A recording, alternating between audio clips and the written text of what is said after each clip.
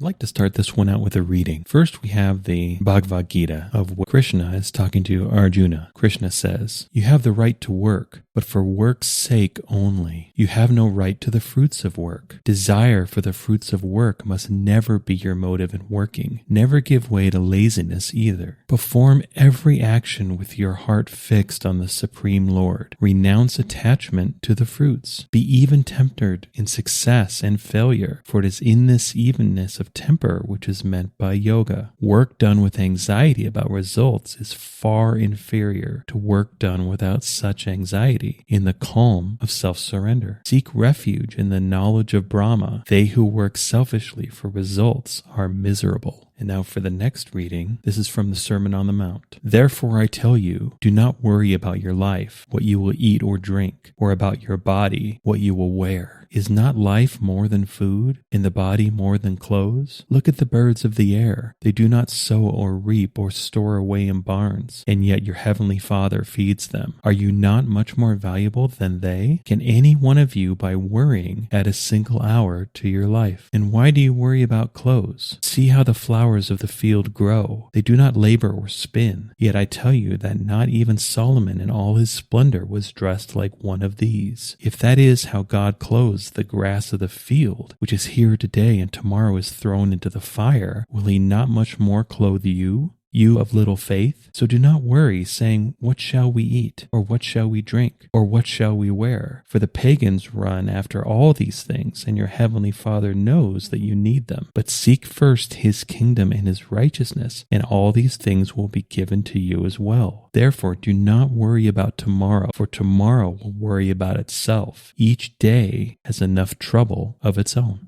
What I think is interesting about these two specific readings, or these two specific, very long quotes, is that they come from pretty radically different sources. But they really, at least to me anyway, are saying the same thing, or at least pointing in the same direction. This idea of worry, and specifically this idea of the futility of worry, or at the very least, the unhelpfulness of worry. I think that's a really interesting idea. And I also think it's interesting that these ideas have been around for millennia. These ideas aren't new. These ideas of don't worry, given as advice, is not new advice, yet it's as applicable today as it was then, as it was thousands of years ago. I think that too is really interesting, that it just seems to be a feature of the human animal to worry. It's just what we do. It's what we've always done, and probably to some extent will be what we always do. But there's also always been this advice to not worry. Because even though it seems to be a little bit more subtext in the Bhagavad Gita quote, I believe the point is the same. Because if we start worrying about outcomes, if we start getting fixated to the results of what we do, we not only worry, we not only let fear penetrate our doing, but we actually lose sight of what we're doing. Because it's so easy to get fixated, especially to get overly fixated on outcomes, on results, on what we'll get from our doing, and completely lose focus and completely lose sight on what we're actually doing. And in this extent, we end up time traveling, of living in the future, living in the fruits of what we accomplished before often we've even started doing what we believe will lead to the fruits that we so seek. These are where ideas of greed come in, or ideas of self-centeredness come in, of thinking is what we do, thinking of our behavior, our action, our contribution is simply a means to an end. It's simply a way to get whatever we're trying to get, and oftentimes a way to control and force those particular outcomes as a way to get life to give us what we want, instead of thinking about what contribution we're making to life as a whole. And again, I don't mean to moralize about this or demonize about this. I just think it's an interesting human trait. And I also think it's really interesting that the advice has been around for thousands of years, that it's important, perhaps necessary on some level, to live a good life, to transcend these traits. Because also present in these sorts of books and teachings is the idea that when we're overly attached to outcome, that makes our life worse, and we're squandering an opportunity for what we actually want. At the very least, we're squandering an opportunity for presence and mindfulness, to actually inhabit, to be present in our own life, to be here now, to be actively and fully doing whatever we're doing, instead of mostly being actively engaged in thinking about what we're going to get, what we're going to receive from all this doing. Because we can even see this in our culture now, of how manic things can get a lot of times, how stressful things can get a lot of times. And one of the default responses we can of course have when things get stressful or complicated is to institute more control, is to try to wrestle away the behavior of our life from the outcomes we don't want towards the outcomes we do. And so when I read passages just like this. I don't take it as an all or nothing thing. Like obviously worry has a purpose. It has a point. It even has a usefulness, but obviously that usefulness erodes very quickly when it's utilized too much, when it's made too much of a focus, when all we do is go through our life in worry. Because ultimately this worry is triggering and reinforcing and keeping alive our fear, our doubt, our insecurity, that a lot of times our worry can reinforce these aspects of ourselves that's keeping us locked in these aspects of ourselves that we're never really able to transcend, to get past, to evolve and grow beyond our own fear, our own doubt, our own insecurity, because we're entertaining our fear and doubt and insecurity with all of this worry. We're keeping it going. We're keeping it active. And thus we can never really gain separation from it. We can never really take a break from these feelings because they're always constant. They're always spinning. That our mind has grabbed onto these ideas and ruminates and just won't let go and keeps going over and going over and going over until it seems either we stop just out of fatigue or we decide to stop. We decide to believe something different, or at least try to believe something different. We decide to try to be confident. We decide to try to be secure. We decide to try to let go of our fear, because a life based on these things isn't terribly enjoyable, isn't terribly rewarding. There's a corrosive effect to worry, insecurity, and fear, and that it seems like these are states of being that obviously do have a purpose and thus do have a value, but aren't meant to be dwelled in over the long term. It's kind of like the idea that people talk about that one of the most unhealthy aspects of our current society, with this emphasis on productivity, with this emphasis on performance, and all the stress that creates, is it puts us into a low-level, latent fight or flight response all the time, which pushes us into a chronic stressed state, where the argument is made, at least from an evolutionary perspective, that these stress responses are meant to be short-term, meant to get us out of a sticky situation when we encounter it. But what happens when our entire life is a sticky situation? We're never really given that break. We're never really given that separation. We can never really step away and live without our fear, live without our insecurity, live without our anxiety, because these things seem to just be constantly running. They're the din of the machinery in the background that can never be switched off. And so it's interesting to think about this advice to not worry. Think about it. This advice has been around for a long time, and it keeps getting repeated because it's just as useful and practical and applicable today as it was thousands of years ago. And it's still good advice. I think everyone, or at least most people, would love to find a way to worry less, have less anxiety, have less fear, have less insecurity, have doubt. These are common wishes. But it's been my experience that these wishes can really only be granted by ourselves. That at some point we have to decide to worry less. We have to decide to diminish our own fear. We have to rise above it. We have to step out of these feelings in order to rise above them. As long as we're engrossed and enthralled by these feelings, we really can't do much about it. It's the same way with any situation.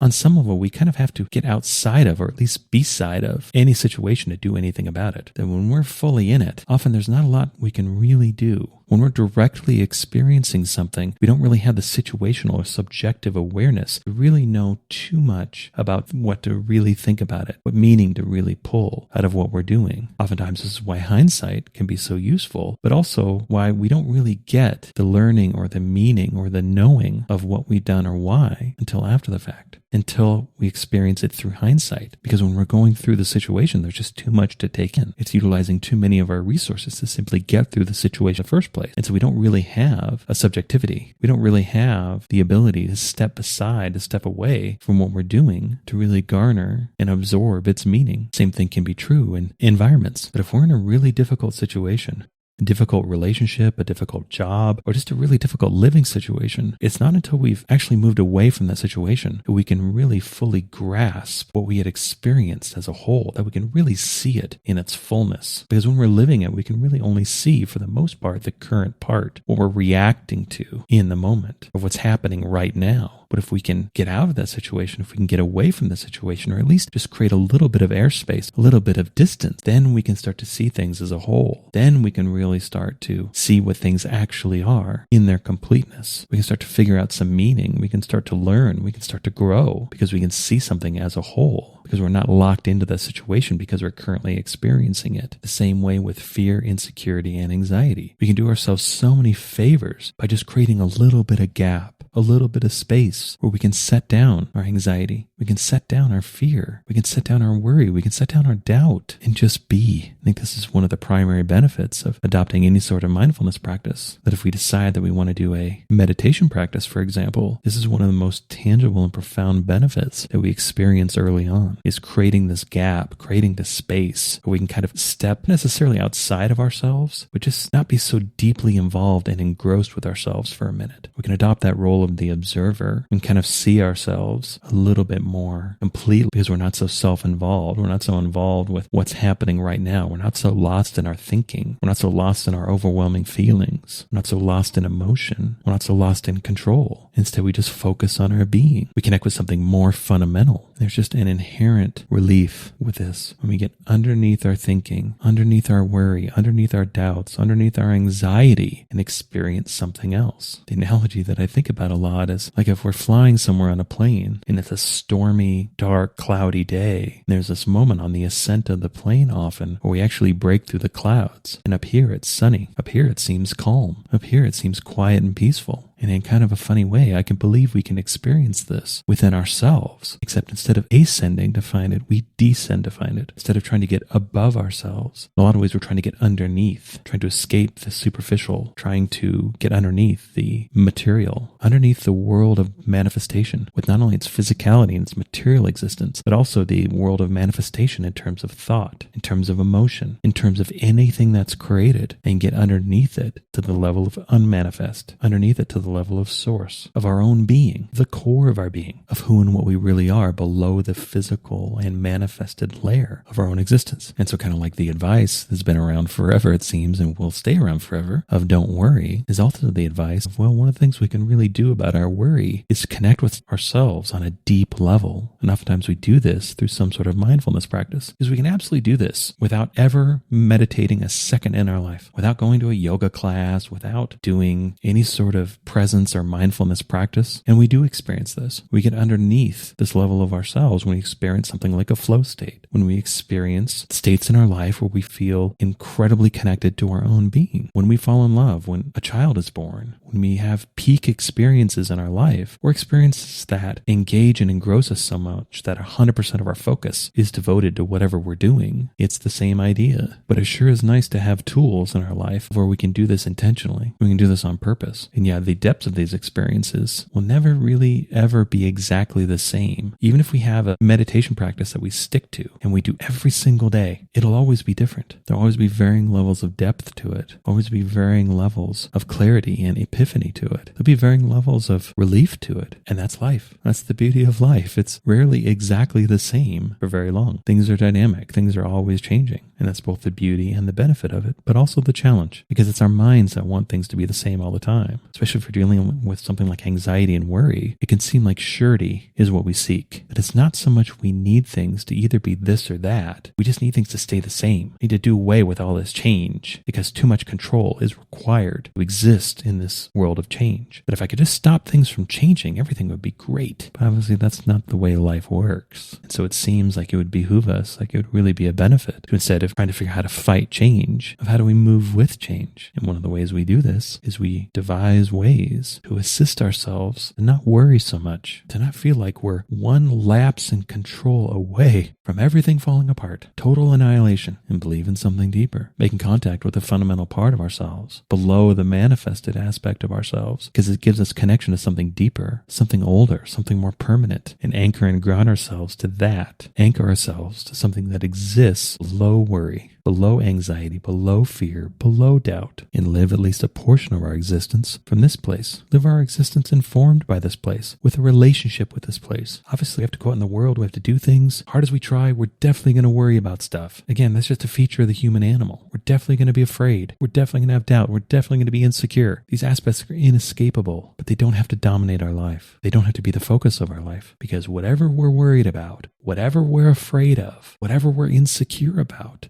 part of ourselves that exists at the core isn't affected. It isn't vulnerable. Whatever we're worried about poses no threat to ourselves at our core. That as long as we're being, as long as we exist, this core of ourselves will also exist. And when our physical bodies no longer exist, that core will continue to exist as well. So what is there to worry about? What is there to be anxious about? What is there to fear? What is there to be insecure about at this level of our being? And it's been my experience anyway that the more time I spend being with and really being this aspect of my own being, the more my own insecurity and worry and anxiety just seems to fade away. Doesn't really seem to be so relevant anymore. Doesn't seem to penetrate quite so deeply. It just doesn't seem to really be that important because there's another influence that's acting on me. I'm not so scared and trying to protect myself all the time because I know there's an existence, a being within myself that is beyond protection. In a lot of ways, it protects me, not the other way around. And obviously it doesn't take me to say it, but this advice, do not worry, is good advice. It's a useful thing to ponder. It's a useful exercise to undertake of how do I reduce the amount of worry in my life. And we can do this by connecting with the aspect of ourselves that is below, that is beneath our own worry, our own fear, our own insecurity, our own doubt. And just by doing this alone, we'll feel better. Just by doing this alone, we'll shift our perspective. Just by doing this alone, we'll change our life. Might not make everything instantly awesome, but at least we'll feel a little better. At least it's a worthwhile use of our time. At the very least, to take a little bit of a 20-minute vacation from our own thinking, from our own fears, from our own insecurity, for our own doubt. And that in and of itself is worth it. But if we keep at it, if we keep at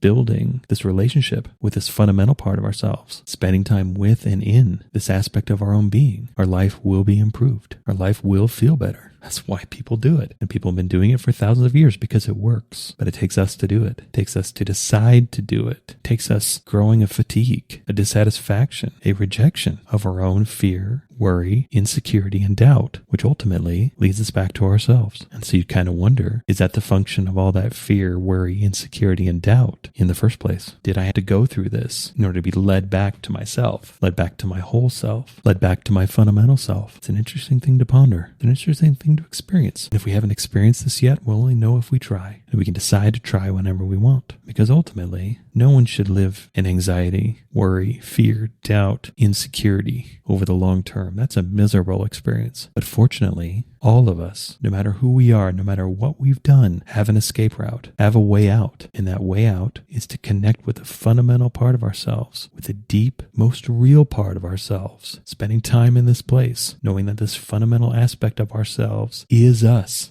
at our most basic, is us underneath all of the manifested that we spend so much time worrying about, and let the time and the energy and the effort spent in this presence make our lives better, because we know we're more than just the superficial. We're more than just circumstance. We're more than our thoughts. We're more than our emotions. We're something much more fundamental, something much more real. And we discover this when we intentionally spend time with it and being it. I hope you enjoyed this episode. All episodes are given freely. If you feel inspired to give, please visit theunionpath.com/donate. If you have a question, you can contact me at theunionpath@gmail.com. Take care and all the best.